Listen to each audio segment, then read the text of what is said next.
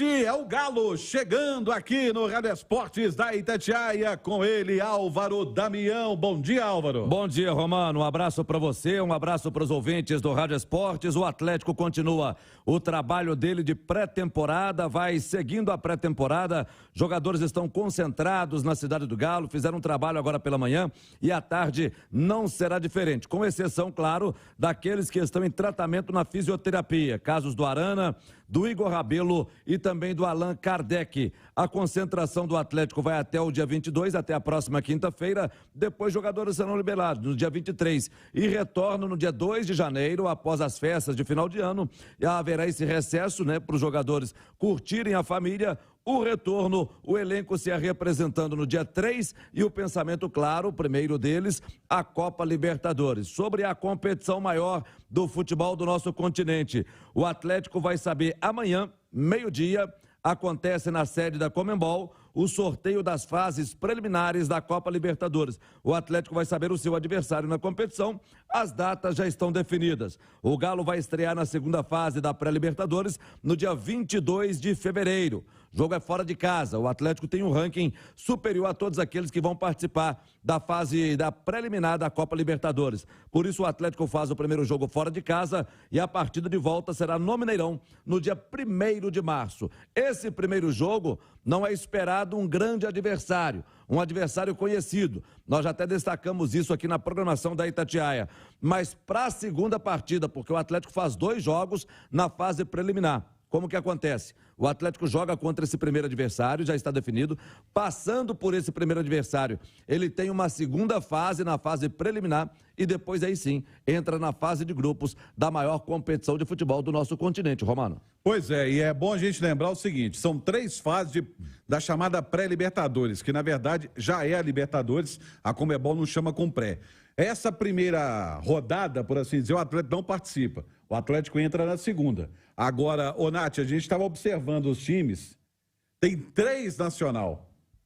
Tem o Nacional do Equador, tem que é o El Nacional, tem o Nacional do Paraguai e tem um que eu acho que todo mundo quer fugir dele, que é o Nacional de Potosí. E Potosí esse aí a galera quer fugir dele, Romano, não necessariamente pelo nível de qualidade técnica do adversário, mas pela detalhe, logística. Não tem o principal dos nacionais, o Nacional do Uruguai. O principal. São times que, em termos de qualidade técnica, são muito inferiores ao Atlético. Mas esses fatores externos, que é o que a gente gostaria que fosse evitado, que podem complicar. O caso do Nacional de Potosí, por exemplo, a altitude é enorme. Você já esteve lá, né, Damião? Várias vezes. É uma altitude que realmente compromete.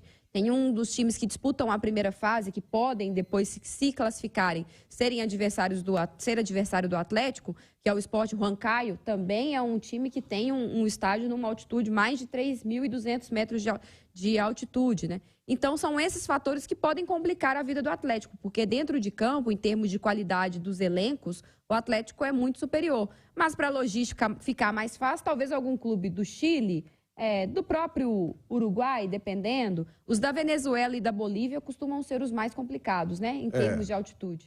Na verdade, a Venezuela, o problema é logística, A logística para a Venezuela é muito complicada. Tem que ir praticamente no Panamá para poder chegar na Venezuela. Você sobe para descer. Então, essa logística complicada. Agora, eu fui 3 vezes a Potosí e uma Sucre, nessas 4 oportunidades com o Cruzeiro. O nosso operador, o Rodrigo Piu Piu, ele teve um episódio, só para exemplificar, para o ouvinte poder entender. Ele foi a Potosí e aí foi subir as escadas para chegar à cabine com o equipamento da rádio.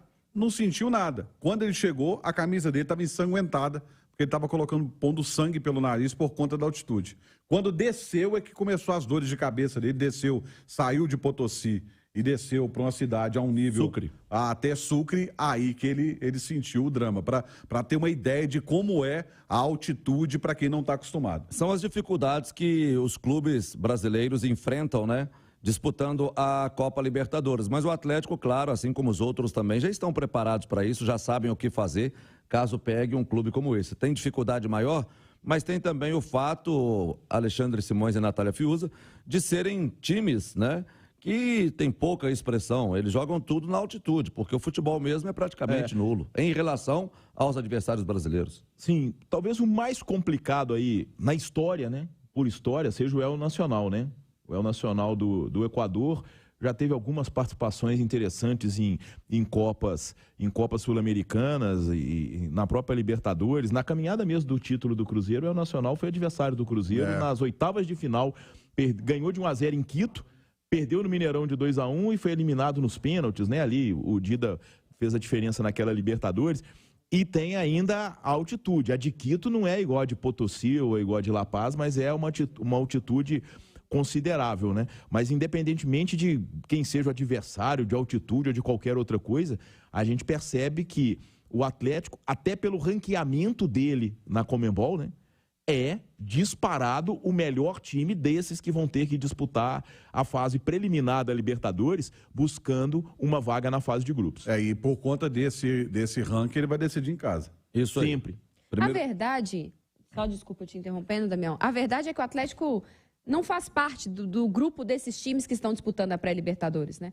O Atlético está disputando essa fase preliminar, foi um erro de percurso do que é o planejamento do Atlético, porque ele é muito mais time que todos os seus adversários. Se você olha os times que estão disputando essa fase preliminar, são times que não têm muita tradição na competição e que estão buscando um lugar, algo diferente na temporada para poder, quem sabe, chegar à fase de grupos e fazer história só com uma participação, né? O Atlético é um peixe fora d'água ali. O planejamento do Atlético não era para estar disputando essa fase, era para ser cabeça de chave já na fase de grupos. E é importante ressaltar, né, o Romano, que vir da fase preliminar depois pode te colocar num grupo um pouco mais complicado, com um grupo que tenha outro brasileiro, por exemplo, porque o Atlético não será cabeça de chave.